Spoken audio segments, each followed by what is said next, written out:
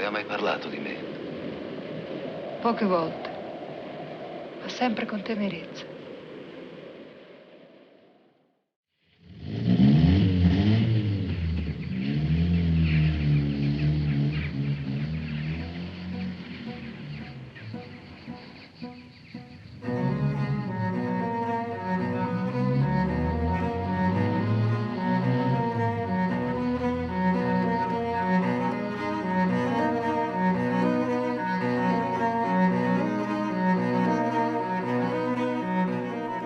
Grief is something that all of us as humans must endure many, many times in our life.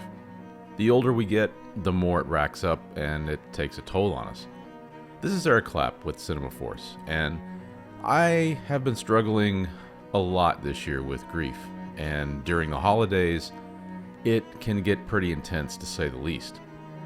Now, cinema can often help with grief, and this year I was able to cope with some loss through cinema in ways I hadn't tried before. I had two rather big losses in my life this year. Every time I experience one of these losses, the other losses in my life can often come back to visit. My late father was a photographer by trade, and a part-time cinephile, you could say. One of his favorites was Italian director Michelangelo Antonioni. As far back as I can remember, he was always talking about the films of Antonioni. I'm not sure where he saw them or when, but two that he spoke of most often were Blowup and Red Desert. In this retrospective, I'm going to backtrack a little bit and do a little exploration of his seminal trilogy of Alienation, La Aventura, La Notte, and La Crise. In English, that's The Adventure, The Night, and The Eclipse.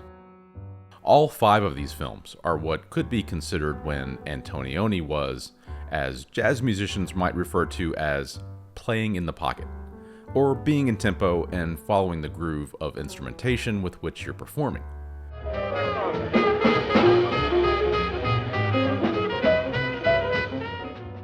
Antonioni was part of this post-World War II film movement to present the world as it was in the present, not what it was before.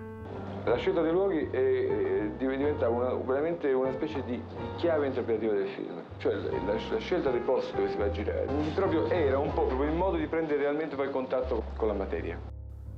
My dad, who, like the main character in Blowup, was a photographer. Antonioni was trying to find meaning in his life in the 60s through his art. Yeah. Smile! And now, after rewatching the film after losing my father a few years ago, I felt as if I was having a reconnection of sorts with him. After rewatching Blowup recently, I felt kind of energized to explore, well, what led up to this seminal film. And moreover, I wanted to take this cinematic journey with my dad. So I quickly backtracked and started in 1960 to see what the 6 years prior to Blowup in 1966 were all about, and if maybe I could find my dad in there somewhere.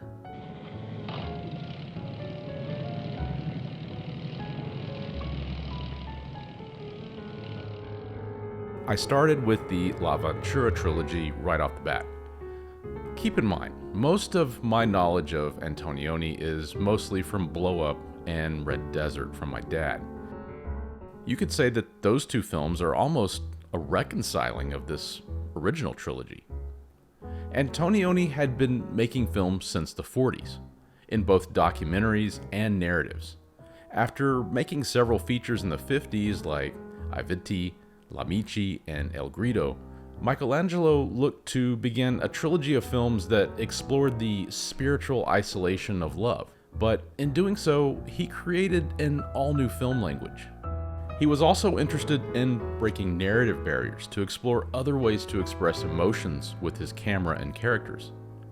How does one change the grammar of film when it seems like it's so stuck in its own way? He figured it out.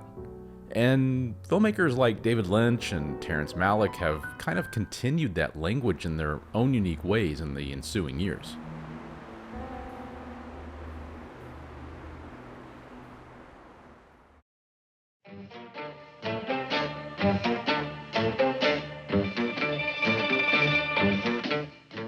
La Ventura from 1960 is very conscious of what it's doing, but it also is not afraid to explore the moment.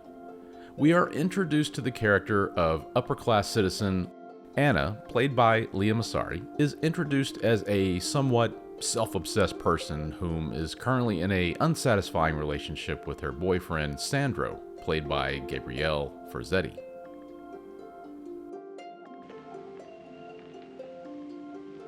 Come stai? Male. Her best friend Claudia, played by Monica Vitti, is introduced very purposely as a supporting character in one of the greatest cinematic fake-outs of all time. One of the themes of all of Antonioni's films is the use of nature and architecture. So much so that one could say they are lead characters in all of his films. His human characters are almost secondary at times, as buildings and structures seem to dominate the frame and at the same time dominate the characters. Io mi domando perché l'hanno costruita.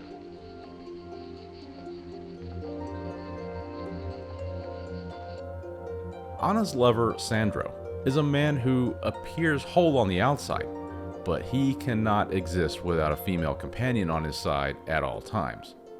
His relationship with Anna is purely cosmetic in nature, which Anna has accepted but really can't reconcile with fully. Anna, Sandro, and Claudia take a yacht to a rocky series of islands north of Sicily. On board are several other couples who are introduced to us in various stages of their own relationships. None seem to be particularly happy. Michelangelo seems to be setting up a somewhat typical melodrama here.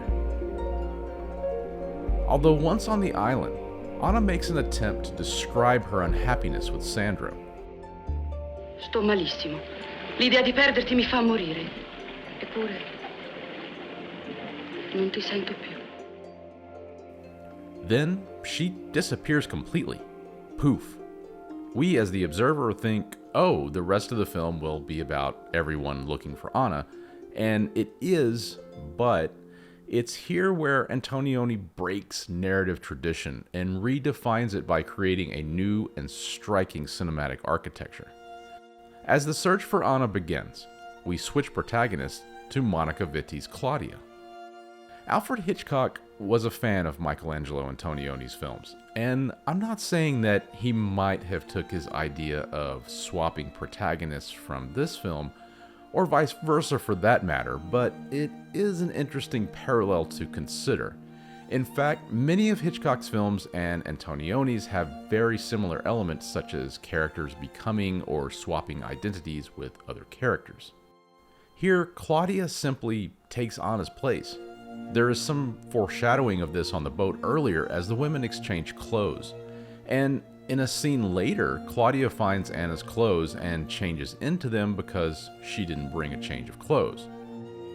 She then takes full control over Anna's character, even seducing her boyfriend.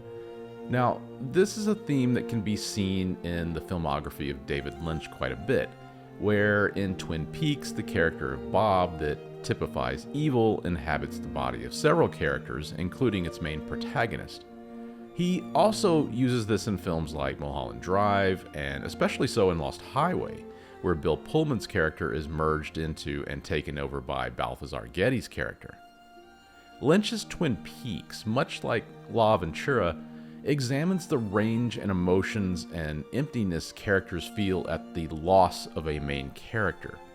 For Twin Peaks, it's obviously the loss of Laura Palmer, who, for all intent and purposes, was the protagonist of this town. The TV series examines the effects her loss had on the people in the town of Twin Peaks.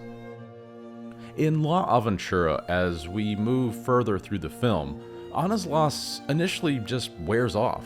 Claudia and Sandro do go looking for her from place to place, but at the same time, like us, the viewer suddenly loses interest in looking for Anna. They start to think that maybe Anna just took off on her own, so why don't we? We become more interested in this new relationship, and Anna starts to fade, and these new characters just take over. A traditional narrative would have seen Anna show up and caught them in bed together or something shenanigan-y like that, but Anna doesn't care, and neither does Antonioni. His camera simply observes, and at times reminds you of how Claudia is making the same mistakes that Anna made, but she's blinded by her own misguided emotions. Io non scendo. E perché? Troppo sonno. Il sonno bisogna imparare a vincerlo. As Monica Vitti slowly takes over the film with her performance, something kind of came over me. Monica bears a striking resemblance to my mother. My dad, being a photographer, shot thousands of photos of my mom, and the resemblance was undeniable. Vitti was Antonioni's muse and partner for over a decade, the same time in which my dad fell in love with my mom. So, through watching this first film in the trilogy, I can see where my dad's thinking was at. He needed a muse, and Vitti became that for Michelangelo. Antonioni's framing is something a photographer might notice more than the common moviegoer. My dad once told me to pay attention to how he framed nature with his subjects. Antonioni also knew how to frame people having conversations. A common thread in his visual language is how he films characters in conflict within the frame. If a couple is in, say, some sort of conflict with one another, he often frames them with back turned to camera to amplify that conflict. Words at that point are not even needed. You simply can look at the frame to understand the fractured relationship. Antonioni has now found a new language, breaking free of the confines of the usual way of shooting things. He discovers in this film the disconnect of humans with each other. By placing these disconnects in contrast with nature and architecture, it gives you a feeling of disorientation that we all feel when we find ourselves in these situations of grief. In La Aventura, these characters are dealing with loss, a hopelessness, an emptiness, but at the same time the inevitable task of moving forward, whether it's wrong or right.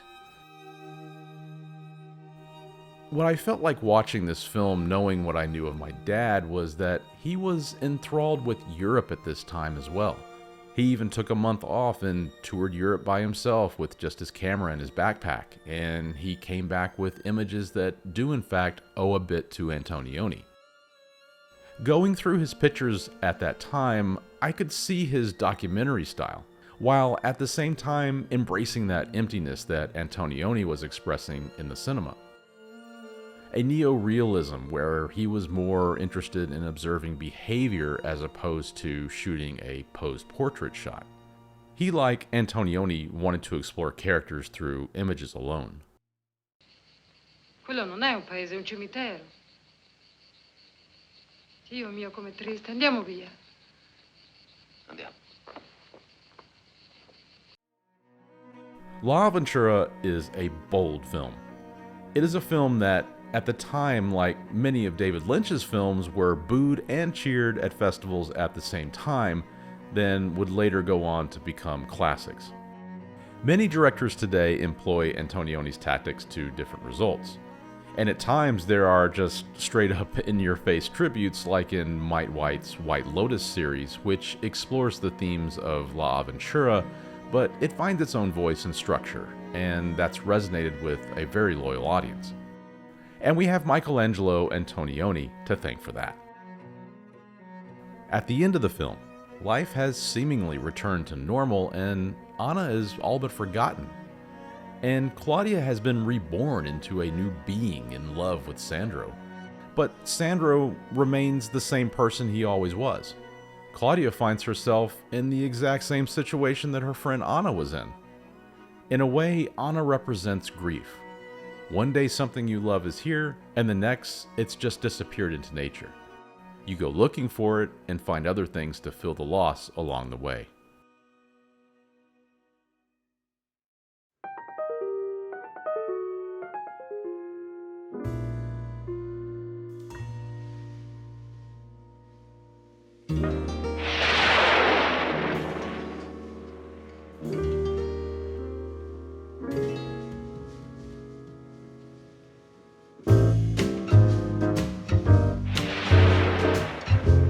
La Notte begins spiritually where La Aventura leaves off.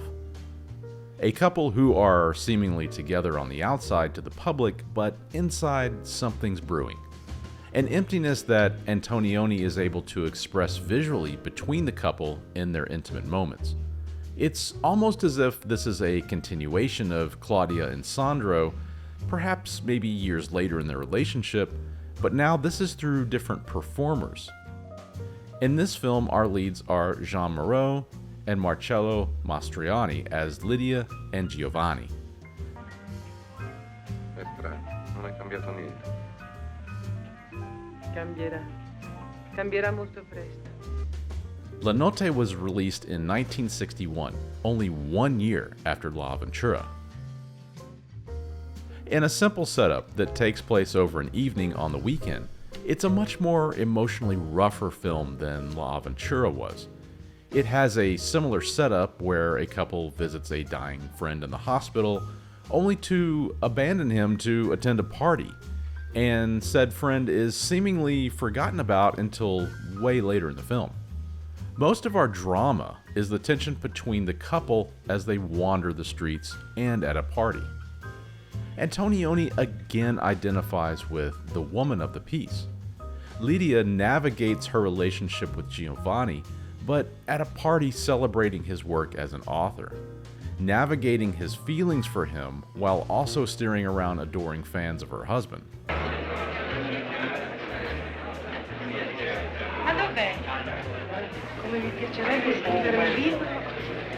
Antonioni explores her as someone who's searching for that meaning in her life, that meaning that her husband has already found. Visually, this is expressed by her walks in downtown Milan, again using architecture as a framing device, keeping her contained or kind of imprisoned, if you will. Antonioni makes a conscious effort to compare and contrast old versus new architecture in this film, showing us the changing times in Milan to match the feelings of Lydia of perhaps being frozen in time.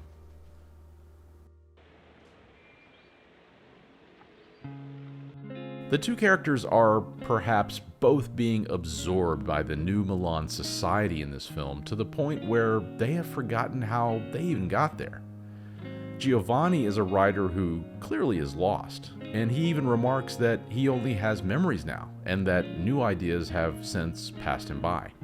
The parties to celebrate his book only deepen his fears that he too has become imprisoned in this new world.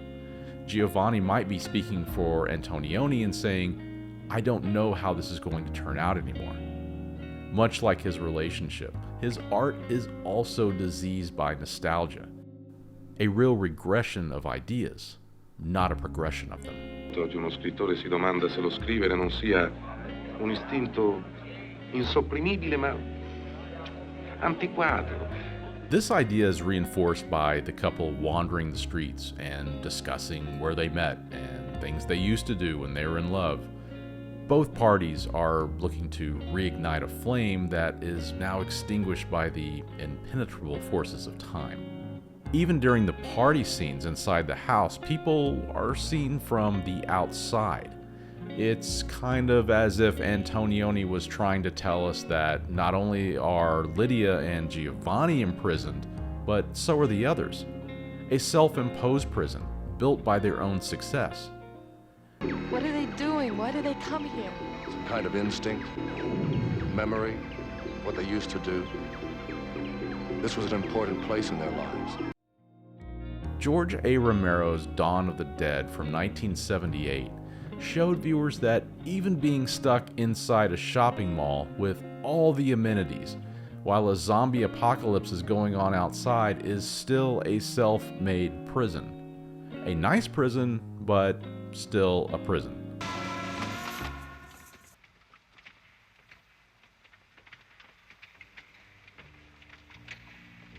They're still here. They're after us. They know we're still in here. They're after the place. They don't know why, they just remember. Remember that they want to be in here. What the hell are they? They're us, that's all. Cinematographer Gianni Di Venanzo even uses reflections in the windows to make Giovanni a reflection of his own success, reflections of a life once lived.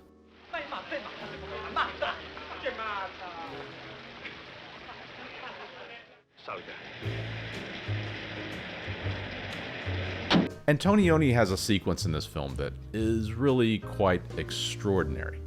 After a first half of very quiet moments, Lydia meets a stranger at the party and decides to go on a little joyride with him in the rain. It's a sequence that the sound design does a lot of the heavy lifting.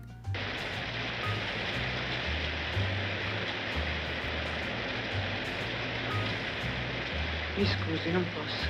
And Moreau is so striking in the sequence that you forget where you are in the narrative and you just go on this ride with her. It's almost like a little halftime show during the Super Bowl. It's an extraordinary segment. Monica Vitti appears later in the film at the party as the character Valentina, a sexy young woman that Giovanni finds alluring to say the least. She represents a tempting reset of fresh ideas for the struggling author, a potential muse, just as Vitti was for Antonioni. But just like in L'Avventura, Vitti is almost that character's sister, acting as a parasite looking to act as yet another proxy destroying another relationship. Spero che ci rivedremo. Mi invitate a casa vostra? Quando sarai tornata dalle vacanze. A settembre ci rivedremo. Now, this middle chapter of the trilogy is much like relationships in real life. It's kind of stuck. Our leads are zombies, unable to break out of their own confines. They try, but to little or no avail. But the silver lining, if you want to call it that, is that it's only been a day. As the sun comes up after the party, there is no real resolution, good or bad. Moreau and Mastroianni are no longer surrounded by architecture at the end of the film, nor are they imprisoned in a house. They are free to make their own choices as they dissolve into nature, absorbed into it without clear resolution. Ma perché penso che i film vadano fatti non per il pubblico e non vadano fatti per guadagnare del denaro e non vadano fatti per raggiungere la popolarità. I film vanno fatti, secondo me, vanno fatti per essere più belli possibile, e questo mi sembra che sia il modo migliore di lavorare e di essere sinceri nel cinema.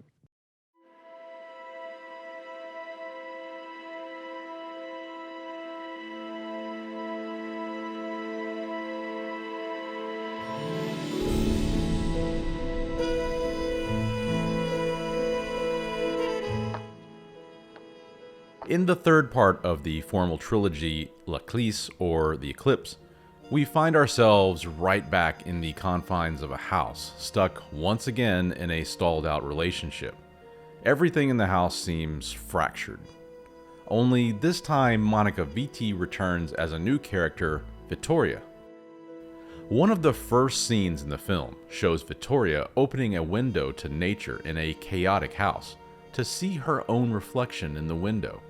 This shadows the Giovanni scene from La Notte. Antonioni using silence again to denote conflict is so effective.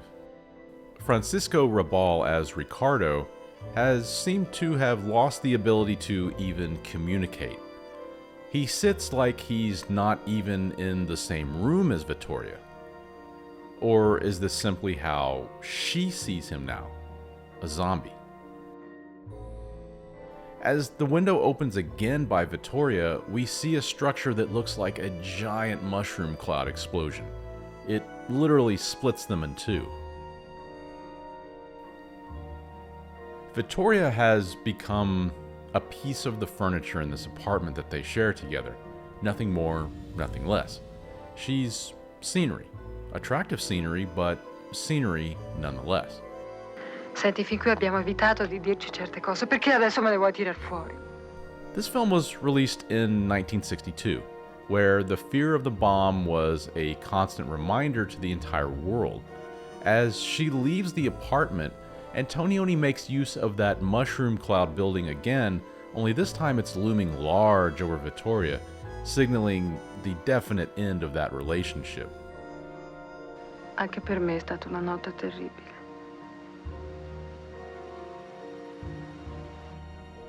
In this film, we are now in Rome, moving on from Sicily and Milan from the previous films. I mentioned my father's quest in Europe for adventure, and I'm sure at his age, as many of these characters are, this film probably connected with him especially. He mentioned to me the beauty of the ladies he encountered in certain parts of Europe, the blonde bombshell, as he would put it, and Monica Vitti epitomizes what he was on the hunt for in Europe. Before my mom, he was looking for his muse. Antonioni places us in this quiet netherworld at the beginning, only to violently drop us into the frantic world of the Italian stock market, which in and of itself is full of chaos. It's a stark contrast for Vittoria as she is introduced to her mom's stockbroker, Piero, played by a young Alain Delon.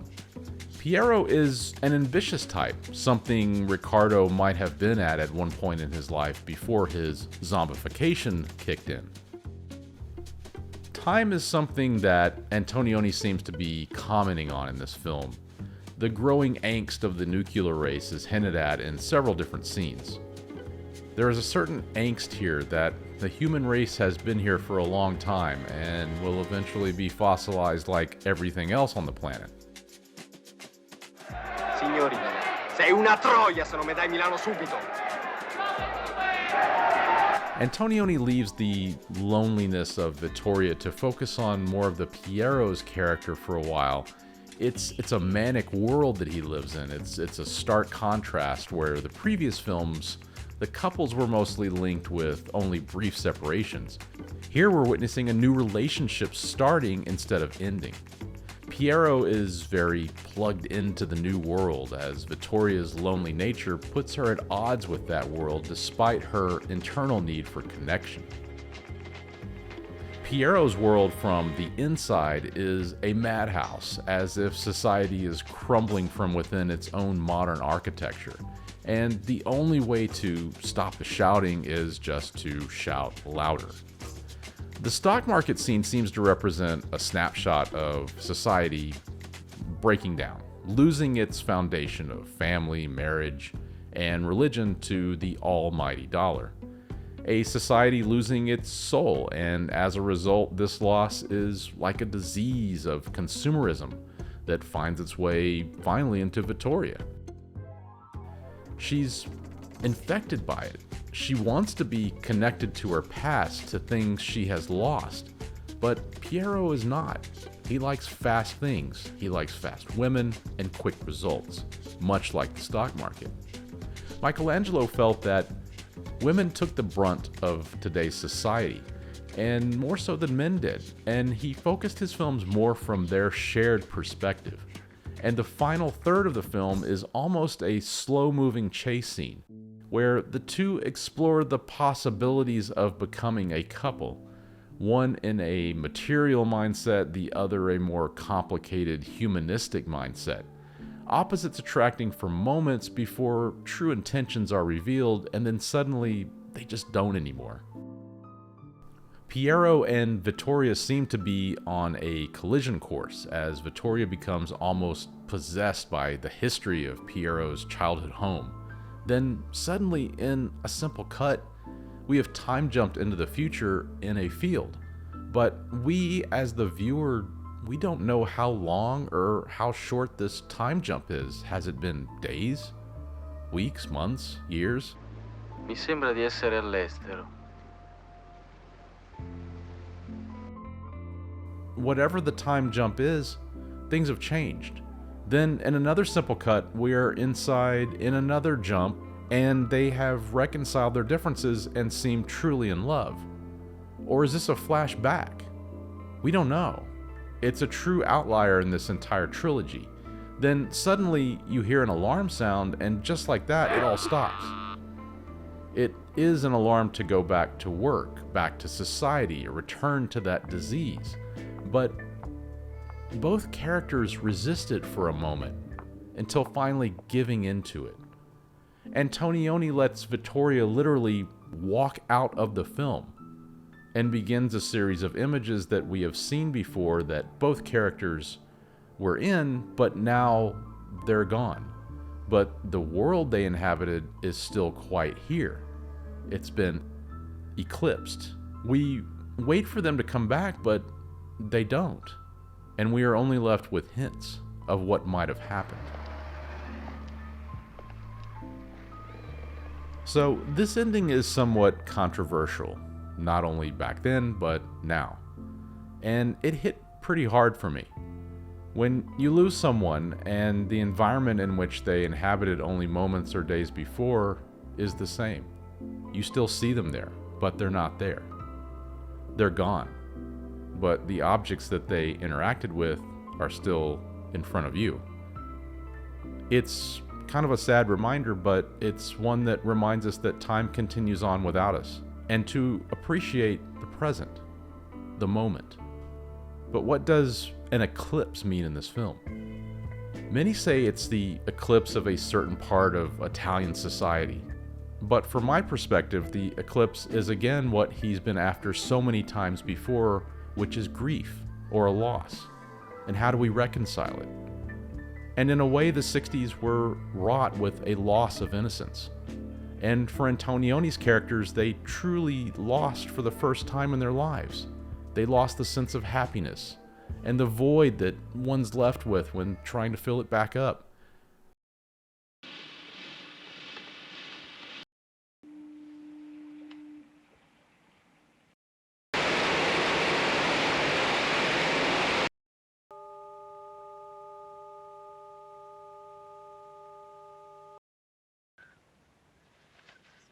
Ma tu sei di sinistra o di destra?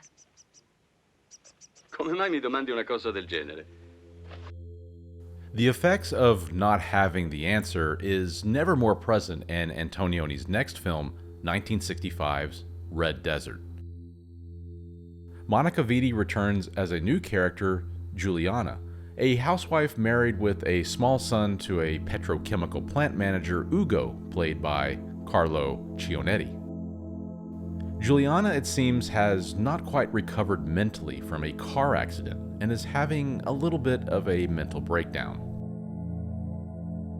It seems here that in Red Desert, Antonioni has carried over that relationship trauma from the trilogy and compiled it into Vitti's character of Giuliana's mental state.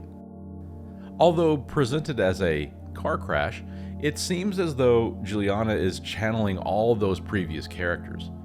When we ended the eclipse, there was a thought of a possible human wipeout, and here we are kind of living in one, at least a microcosm of one. The opening credits begin with a series of out-of-focus title cards presented over an industrial landscape. Even the music is gone, replaced with an electronic score of bleeps and drones with some odd singing accompaniment that composer Giovanni Fusco created. This is Antonioni's first film in color, and even with that, he slams on the brakes and uses it as selectively as he did in black and white to isolate his lead characters against nature. Director of photography Carlo De Palma brings us this surreal world where industry has taken the souls of all the characters and color is really just used sparingly to highlight mood. Monica Vitti pops in color as the rest of the landscape around her erodes. She's like this lone lawn weed standing out in a nuclear holocaust just trying to survive. Giuliana and Ugo are visited one day by Corrado Zeller, played by Richard Harris. Now, Corrado is looking for workers for this big operation in Argentina. Ugo le ha parlato di me? No. Cioè, mi ha detto che avete un bambino. Corrado is immediately taken by Giuliana, but he doesn't really know the severity of her condition yet. Giuliana seems interested in Corrado's transient lifestyle. Haunted by dreams of drowning in quicksand, Corrado represents a possible escape for her if she's willing to leave her boring life behind, including her young son. In La Notte, we saw how the upper-class population lived in these glass-like houses encased in their own success. Here, we see the further results of how one lives a normal life indoors amongst a nightmare outside. This rewatch of Red Desert made me think of Jonathan Glazer's most recent film, Zone of Interest, where a normal life is occurring on the inside, but on the outside of that home there is a horrible world, and it's evolving by the day and getting worse and worse and worse. Antonioni shows us that the petrochemical plant has devoured nature into something else entirely. The architecture of their home is cold as hell. It's as if she's living in a modern art museum or a doctor's office waiting room. And the way color is used in this film is really apparent when some of the couples meet up in an old shack for some shenanigans. On the inside, it's painted bright red. It's a stark contrast of what's going on outside. When they run out of firewood, they literally tear planks of the bright red wood into the fire, devouring the color of the house from the inside.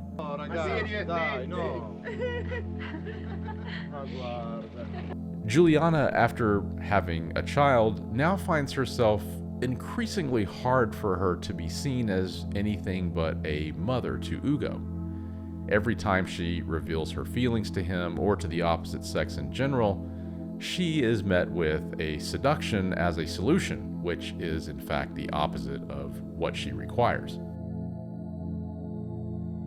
Everything around her is changing into a very toxic stew. Even her child's robot toy serves as a better companion to lead him into the new age of technology than his human parents. Grief in the previous trilogy came in the form of loss of life and love. This film deals with the loss of self, a society moving so fast towards industry that some can't keep up and they get lost in its remains. Tutte le persone che mi hanno voluto bene, averle qui intorno a me, come un muro. She realizes that she may never recover from what ails her, and she's afraid of being absorbed by the outside in the process. She tells her ailing son a story to cheer him up. She describes a young girl living as one with nature. This is a hard cut to almost a different film, with vibrant colors and shots of nature, unlike what she and her son are living in. It's not so much a story for her son as it is a story to make her feel better instead. A fantasy of how she sees herself. It's beautiful, but it's also a sad moment in the film that might be a little too on the mark for some, but it's a clear vision into a mind that is clearly about to break. Her mind is at war with itself, and it now has nowhere else to go. The Richard Harris character represents a life raft for her. It's a chance for her to jump back into the body of that little girl in the story that she told her son. Aiutami, ti prego. Io ho paura di non farcela. Antonioni amps up the anxiety of Giuliana by altering the frame around her. He went as far to painting entire buildings different colors around her. He even muted colors by painting the fruits on a fruit stand in black and white next to her. He also experiments with using filters over the lens to desaturate certain colors. This film represents the breakdown of the human mind that started in La Ventura. Vitti even develops this way of walking and moving and fracturing her physical movements to represent that break. As Vitti breaks further, the visuals get more audacious and unbelievable. It leads us as the audience that We may not be observing anymore, but we're now in her head, and this is her point of view.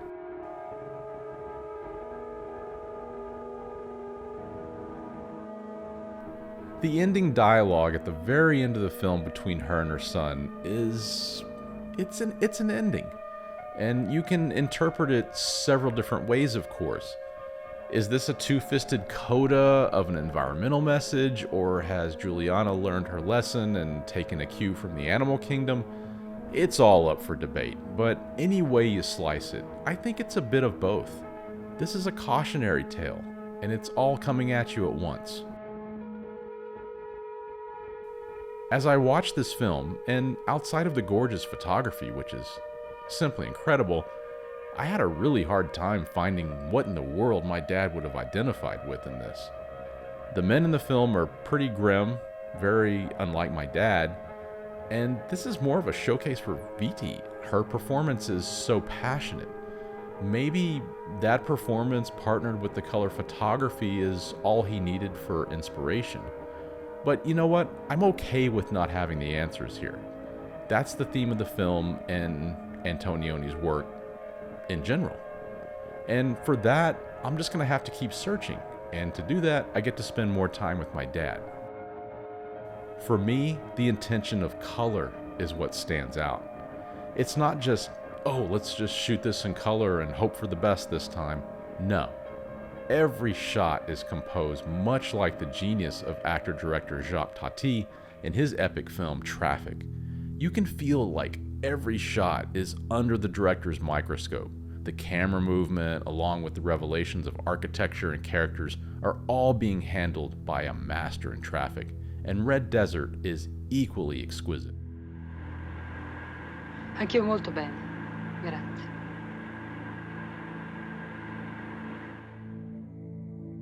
Vitti and Antonioni would end their personal relationship after this film. Vitti would soon start a relationship with Antonioni's director of photography, Carlo De Palma, in what can only be, as Mark Twain has described, as a truth stranger than fiction moment in cinema. The female point of view would be abandoned for a male point of view in his next few films, including Blowup. Rather than a character who is opposed to progress in Red Desert, Blowup shows us one who has fully embraced it.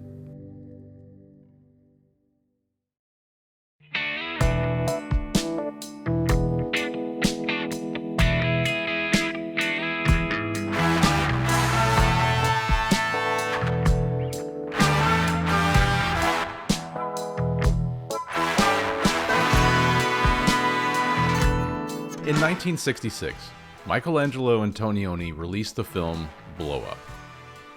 Breaking from his previous films featuring his partner and muse Monica Vitti, he was now focused on the male point of view of actor David Hemmings as Thomas.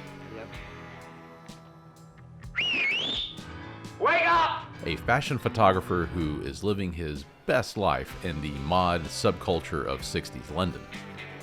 Co-starring Vanessa Redgrave, Sarah Miles, and Jane Birkin as the women in his life who often blur into his life and lens all at once. Photographed again by Red Desert cinematographer Carlo De Palma, using some of those same techniques, but the colors here are more vibrant than in Red Desert. The music score by Herbie Hancock keeps the film in motion in a structured yet sometimes fragmented nature. Have a listen to this.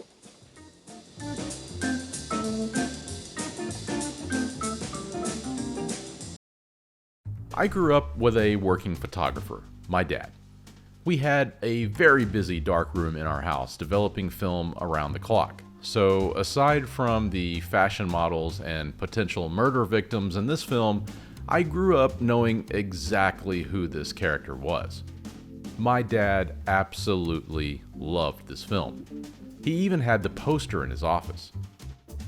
And for the longest time, it was not something I was allowed to see. Oh, the irony. See, there was no VHS or discs or streaming, but my dad talked about the film constantly, so it felt as if I knew it by heart even before I saw it. As much as he discussed it, it still didn't prepare me for the first time that I saw it.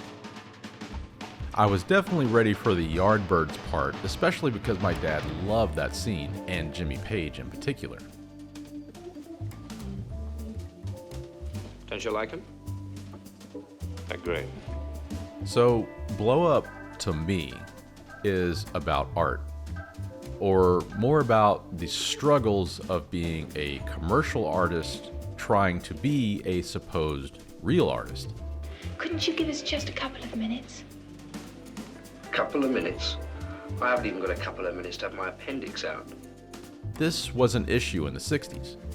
As advertising became more and more predominant, then so did the need for artists to illustrate products.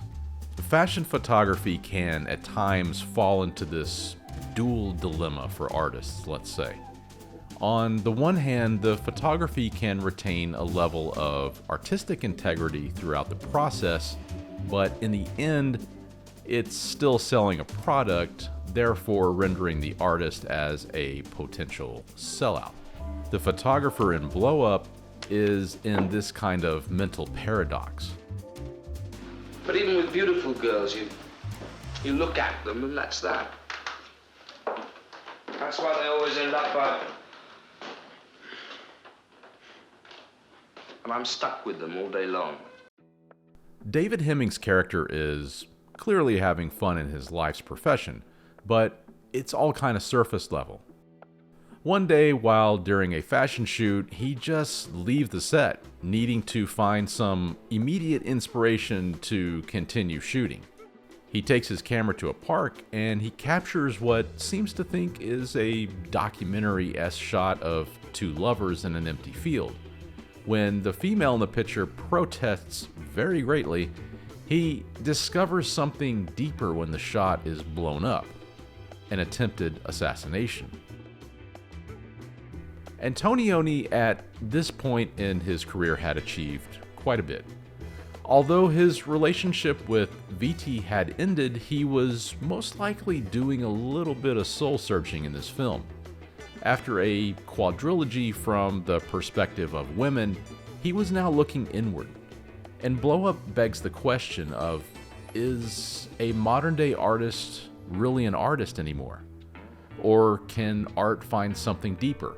Or really, can it find anything real anymore? As Thomas finds the assassin in his photograph, he becomes obsessed with his own images because they actually mean something now. They have purpose in the real world, and he finds meaning in his work for the very first time. We've got to get a shot of it. I'm not a photographer. I am. But as Thomas digs deeper into his blown-up work, he hits some dead ends. He then begins to question if what he sees in his own work is really real after all. This is clearly Antonioni working through some deep personal shit.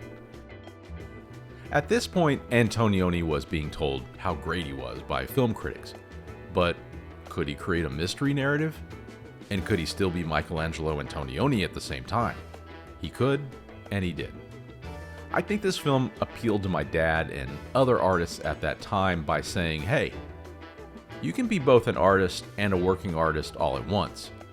And here he crafts a great mystery, yet retains those themes of emptiness and loneliness.